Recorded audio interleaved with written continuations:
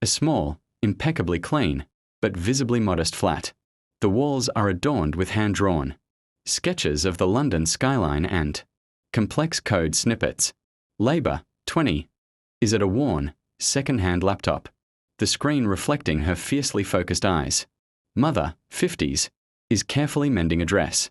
Sister, Reader, 14, is doing homework quietly. Labour's voiceover, refined and thoughtful British accent. Labour, VO. They say one must walk before they can run. For me, walking has always felt like a desperate scramble just to stay afloat. But one cannot spend a life simply surviving.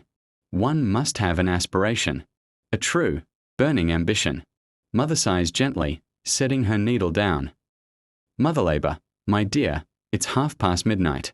You'll be no good for your shift at the bakery tomorrow, utterly knackered. Labour, smiling, but her eyes never leave the screen, nearly finished. Mum, just debugging this final module.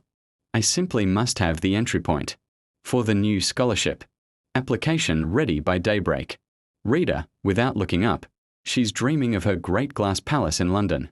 Mother, the one with the skyscrapers and the endless opportunities. Mother, a gentle, wistful look at her eldest, and a fine dream it is. But my beautiful girl, you work such long hours, and our little family. We rely on you.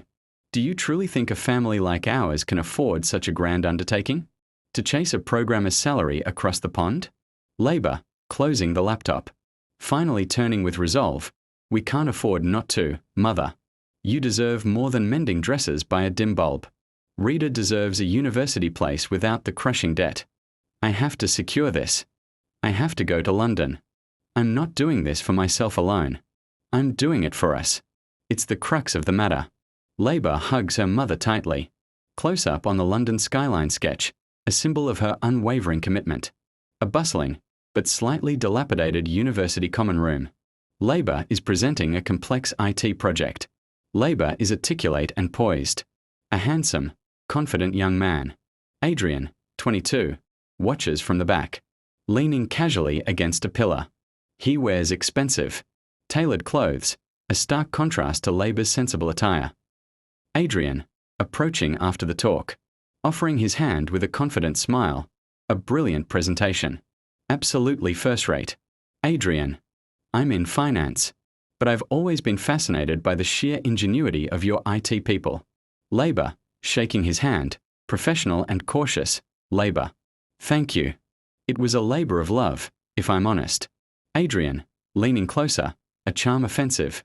Look, I have connections in London. Top-tier investment firms with revolutionary tech platforms.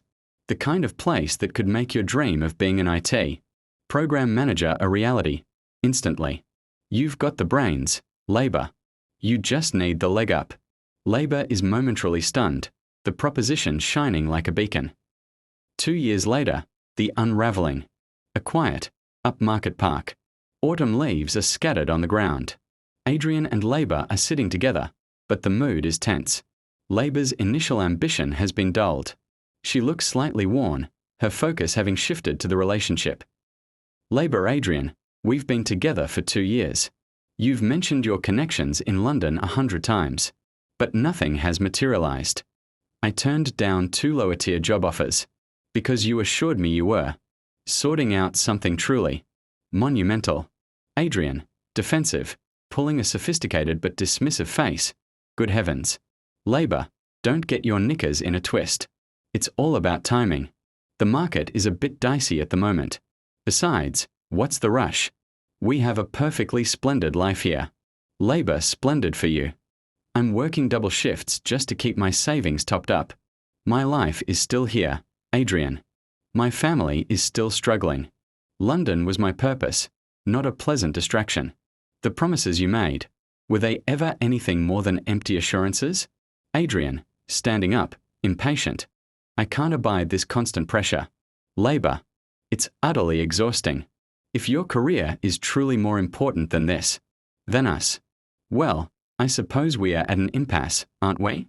It's simply not what I envisaged. Asterisk Labour, standing, a terrible clarity dawning on her face. I see. I've been a fool. You're a delightful distraction, Adrian, but a distraction nonetheless. You gave me the runaround for 2 years. But this ends now.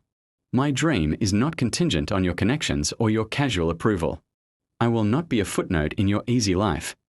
Adrian just shrugs, unbothered, and walks away, kicking a pile of leaves. Labour stands alone, shoulders trembling. But then her face sets with a fierce, cold resolve. A rapid montage, set to driving. Inspirational British orchestra music. Labour is back in her small flat, now with a determined, singular focus. The laptop screen is filled with complex code. No more sketches of London. Only algorithms. She works at the bakery, but during her break, she's quickly reading a textbook on advanced programming languages.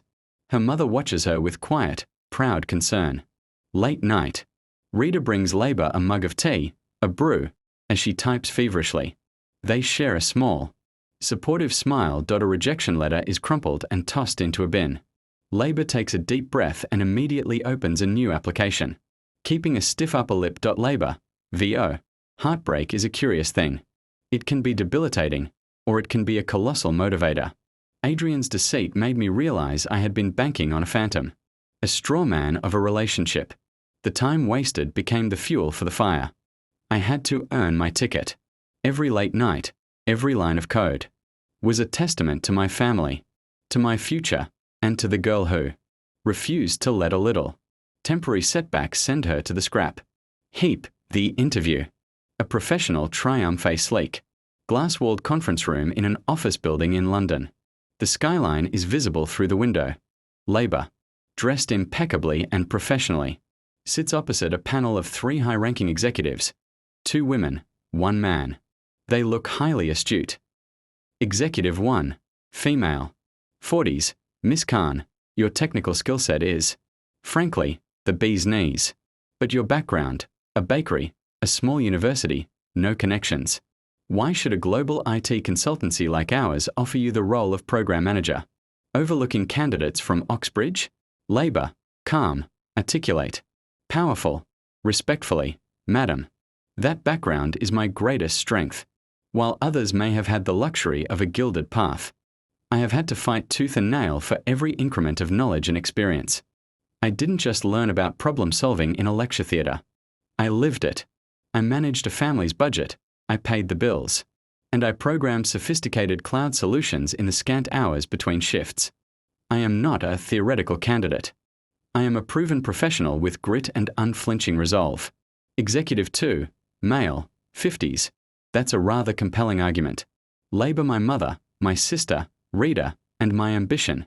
They are my board of directors. I guarantee I will be the most dedicated, resourceful, and ultimately successful program manager you have ever recruited. That is the bottom line. The executives exchange impressed glances. Setting, a vibrant, bustling street in London. Labour, now slightly older, 23, is walking with confidence, holding an expensive laptop bag. She looks sharp, polished, and full of purpose. Her phone rings. It's her mother. Labour, hello, Mum. I was just about to ring you. Mother, VO, my darling. You're still chuffed to bits, aren't you? How was the first day at that giant glass building? Labour, stepping into a beautiful, sunlit new apartment with a small view of the cityscape. It was everything. Mum, absolutely everything. The work is challenging, the team is brilliant, and the view, well, it's smashing. I'm arranging the transfer of funds now. You and Rita can put the deposit down on that new flat.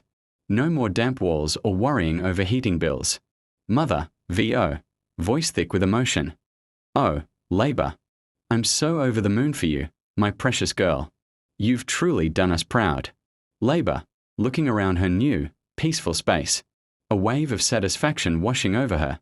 It wasn't about luck, Mother. It was about perseverance. And about proving that a girl from a humble background, with no powerful men in her corner, can still conquer a monumental city and achieve her wildest dreams. Labour picks up a framed photo of her mother, and Rita. She smiles a genuine, triumphant smile. Labour, VO. The false promises of 2 years ago faded to insignificance.